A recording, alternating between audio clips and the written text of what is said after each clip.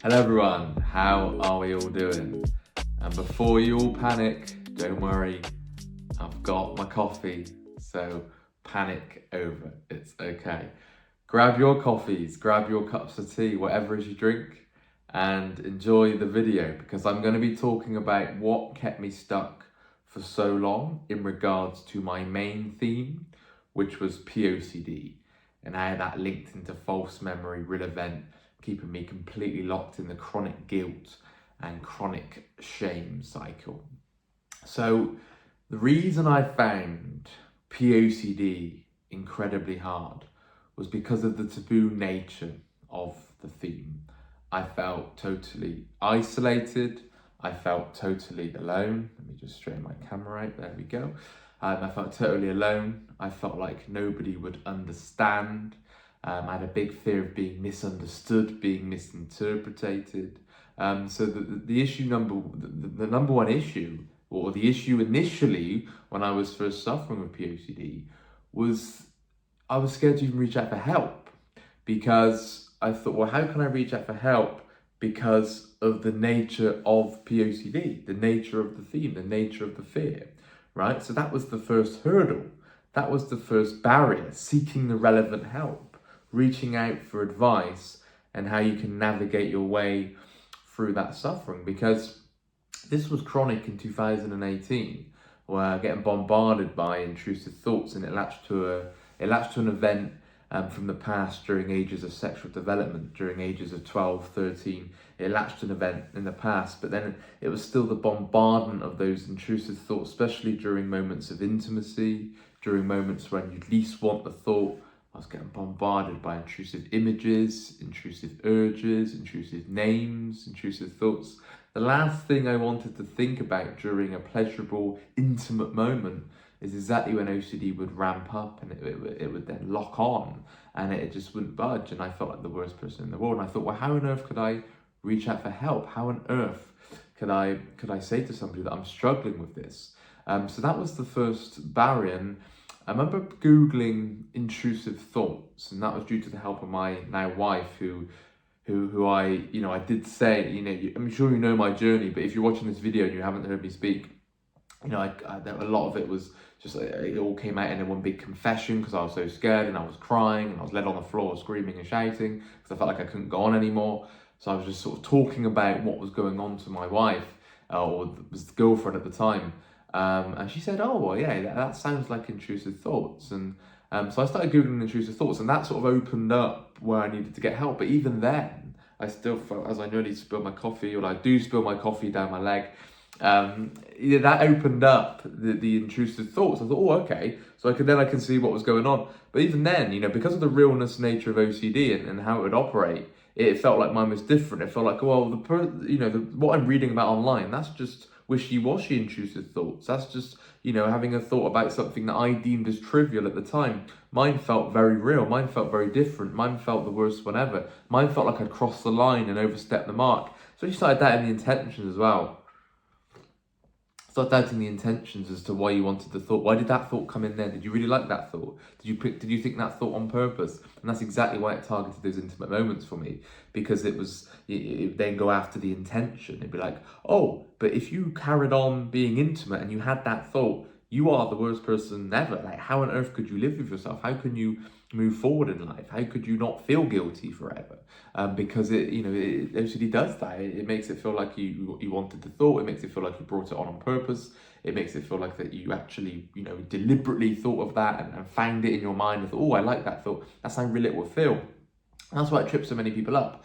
It's probably, I don't really think about what the most common theme is that I deal with, but it's certainly up there. POCD, real event, false memory, taboo, harm, any sort of sexual harm, anything of that kind of taboo nature. It's very, very common with OCD. And if you're watching this video, you're both watching me speak and hearing me talk and thinking, well, this guy, like, how on earth can this guy just talk about it?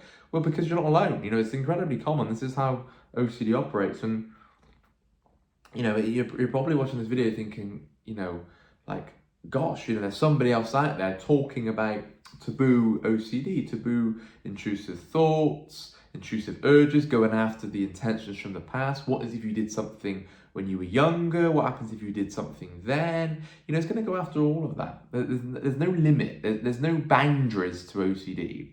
The last thing that you want to think of, that is when it's going to target it. Okay, it's going to doubt your attraction. It's going to doubt any arousal sensation with the groinal responses. Okay, and it's going to lead to a shit ton of compulsions, avoidance, reassurance, mental solving. I spent years, I was going to say hours, more than hours. I spent years trying to solve why I had that thought, when I had that thought, how I reacted to that thought, whether I wanted that thought, whether that thought was truly me or whether it was OCD. And then because it would be during intimate moments usually, it would then make the link, it would make the connection and go, well, if you thought of that whilst doing that, you are the worst person ever and you can't ever be let off the hook. You're undeserving of any joy, any happiness. How dare you get on with your life? And to a point where confession became my biggest compulsion. Although initially I was scared to tell anybody because I was so scared. Once I started the confession cycle with my now wife, that was it. That then opened, because I got relief. I thought, if this person understands me, now I can keep going and going and going. But that became a problem, you see, because I felt like I kept getting off my chest, kept getting the reassurance, OCD kept moving, it kept morphing, it kept saying, yeah, but this one's different, yeah, but this one's real, yeah, but this one's the exception, yeah, but you like this one, because I was so scared if only they knew, right? So every time I look at somebody, I'd be like, if only they knew, if only they knew. And of course I wouldn't be confessing to them as I walked down the street, but it felt like I had to just be honest and be truthful all the time. And when I was having a conversation with friends down the pub, all I could think about is only if they knew, if only they knew, if only they knew that thought I had, if only they knew this thing when you were 12, if only they knew this thing 10 years ago, if only they knew this thing that you did yesterday, if only they knew the intention, if only they knew blah, blah, blah, blah. And OCD will do that. It will lock you in that confession cycle where you want more and more and more, and it never delivers on its promise, ever. It's just not going to happen. You feel like you're going to get there, you feel like you're finally going to be at peace, then it moves the goalposts, it switches, it changes. It's very clever at doing so. I had a huge issue with undeservingness, lots of self-berating, lots of self-damning, the guilt, the shame, because I was firmly locked on that if this thought was real, or if these thoughts were real, or if this was true, then I can't live anymore. It was that extreme. It was, well, life's totally meaningless, life's ruined, life's over, what's the point? There's no point of carrying on. There's no point of even continuing in your life. That's how it felt. That's how real it felt. And OCD did not give me any respite. It was totally relentless. It didn't back down. Bombardment, harassment of intrusive thoughts, like a machine gun. Boom, boom, boom, boom, boom, boom, boom, boom, boom. As soon as I felt like I got some relief, boom, boom, boom, boom, boom, boom, boom, boom, it just wouldn't give me any relief, right? No matter how I tried to distract myself, I turned to alcohol quite a lot. Wasn't like an alcoholism point of view, but it was more of just an escape. When I was drinking, I'd get sort of very, very drunk to a point where I was trying to block out the guilt. I was trying to out-drink OCD. I was trying to drink away the guilt and shame. Just wasn't going to work. Lots of sort of binge eating, instant pleasure, instant relief, instant gratification. Didn't exercise, that felt too much, and my tolerance was so low. As soon as I felt an intrusive thought, I'm pushing it away. Spent the whole time trying to neutralize. I remember at times sort of shouting out to my brain, no, fuck off. Didn't want that thought, fuck off. That's not me, that's the last thing that I want, fuck off. OCD, fuck off. Give me a break, OCD. Go away, go away, go away, go away, go away, go away. Didn't work. Came back twice as strong. Started lashing to family members. It latched to people that you very much care about, people that you hold dearly, people that you value, people that are very special people in your lives. It's going to go after them. It's going to target them. It's going to attack them. That's what OCD does. If only they knew, it's going to be incredibly high. You got to get used to wearing that feeling. You're going to feel very, very wrong. It's going to feel incredibly wrong. Every ounce of your body is going to be screaming at you. This is wrong. You need to tell them. If only they knew, you need to take yourself out of the situation. You're going to feel so compelled to perform compulsions because you're going to just feel like you're living a lie. Everything is just going to just feel just wrong. You're going to feel like the worst person ever. You're going to feel undeserving. You've also got the fear angle of what if I feel the guilt forever, and that can be incredibly deflating, incredibly demotivating, because it's like, well, even if I overcome this, I'm going to feel guilty forever, right? I spent days trying to work out whether the thought was real, months, years trying to work out whether this one was OCD. It didn't work, because even if I felt like, yeah, that one was OCD, and it used to do that when it used to morph, right? So it used to morph, and I used to think, well, I can see that one, because this one felt real. The one that I had that was latched onto, that one felt real. So I could then see, well, that one was OCD. But it didn't matter, because it just moved to another one. So I was just working at that one. Then it'll go back to that one, and it'll all feel real again. So trying to work out if it was real or not was just a total dead end. It just didn't work. The only way I got over POCD, real event, false memory, any taboo-related theme, was applying unconditional self-acceptance, of breaking it down, even if it was real. And that's incredibly scary, right? And hence why we do that in one-to-one calls. You're not saying it is real. And acceptance is not agreement, justification. It's not excusing. It's not supporting any bad behavior. No, of course not. Unconditional self-acceptance is accepting yourself even if it was real, and how you could break that fear down that way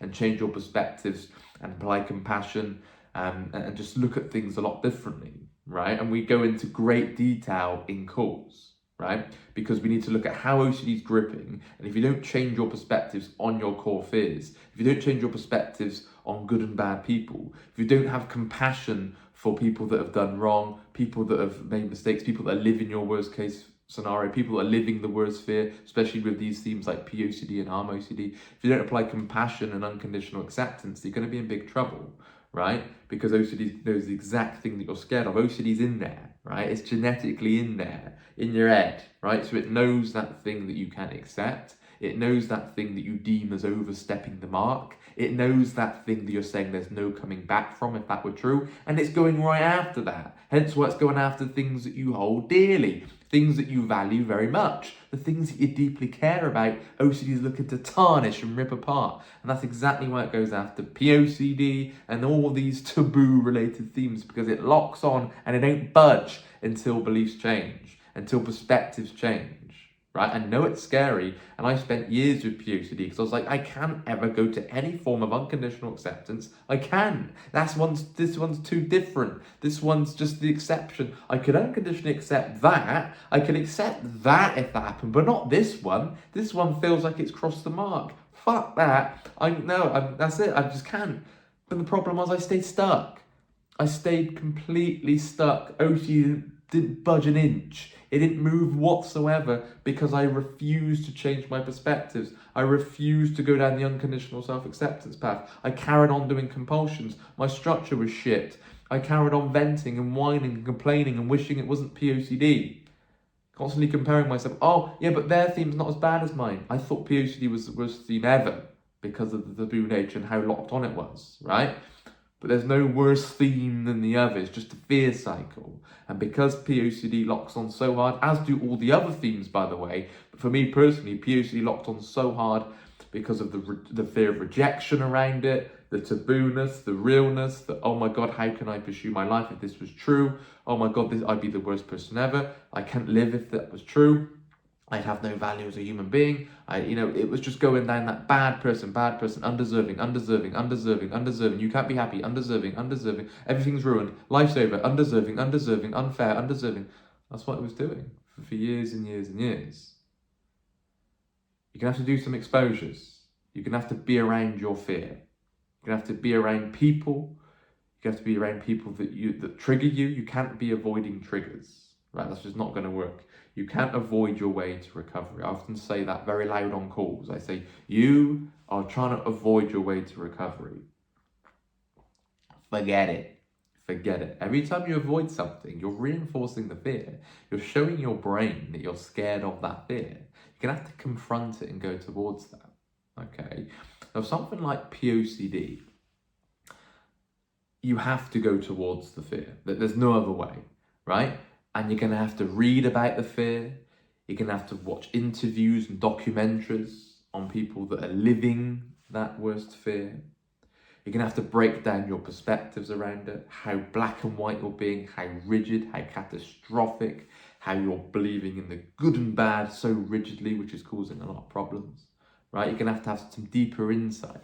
You're going to have to look beyond just the human being and think, well, what's the moving parts, the genetics involved? I'm talking about if you're looking at people living your worst fear, you're going to have to look at them through the lens of compassion, take the observational approach, don't just take the prejudice approach, the anger approach, try and look at it a bit differently. You're going to have to change things around the fear, and then you can start seeing different perspectives which will help you in your POCD and your OCD around these particular fears. Okay, you can't just keep the same perspectives and just POCD will unlock. It won't. I speak to people with POCD who's been stuck for years. I was stuck for years, right? I speak to people who are in their older years still stuck with POCD. That's what will happen unless we change perspectives, unless we face fears, unless we cut these compulsions, unless we take risks and feel very, very wrong. That's how it's going to feel. As soon as I left the house, it felt wrong. I was housebound with OCD, bedbound with OCD. Couldn't even watch the telly with POCD because I was scared of seeing a child on the TV. I was completely locked on that fear. So everything that I did felt super risky. I'm crossing the line. Oh my God, your eyes went here. Oh my God, even walking past somebody, put my arms in my pocket because I was scared where my arms were going to go, right? I was just so scared, even just using Google. Oh my God, what if you search something in Google? So I then wouldn't use Google. I'd shut the laptop down. I'd be running away, going, no, I can't even use Google.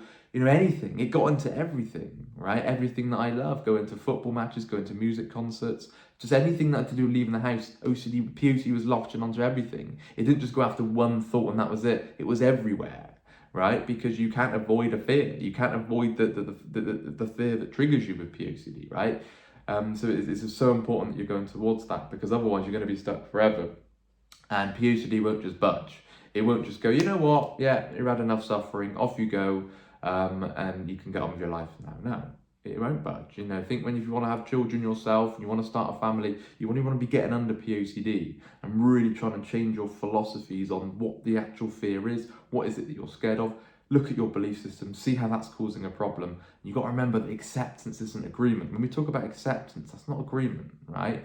Unconditional acceptance, the word unconditional means no matter what. There's no conditions attached, right? So it applies for everything. Unconditional acceptance changed my life. Unconditional self-acceptance, unconditional other acceptance, all the people around, unconditional life acceptance as a whole, right? Accepting life, the conditions, the unkind conditions of life and so on. And we'll obviously get into this in one-to-one calls, but things will need to change in order to overcome POCD, because it's a stubborn bastard. It won't budge, it won't move until you really take a look at the things that are keeping you stuck, the behaviors, the habits, the beliefs, the very rigid perspectives, okay, the lack of compassion, the lack of understanding, okay. If you're just looking at it for face value at what the fear is and saying, well, no, if that was true, worst person ever, there's no point being alive, OCD is not going to move. I can assure you that. If you're saying, well, if that was true, I'll take my own life, OCD is not going to budge. You've got a disorder that's going to target whatever you deem as the worst fear. So it's not going to budge, right? It's going to affect if you're trying to date, it's going to doubt your attraction, it's going to doubt anything. There's nothing that OCD won't doubt, okay? It's going to try and get in on intimate moments, vacations, big career opportunities, any wedding.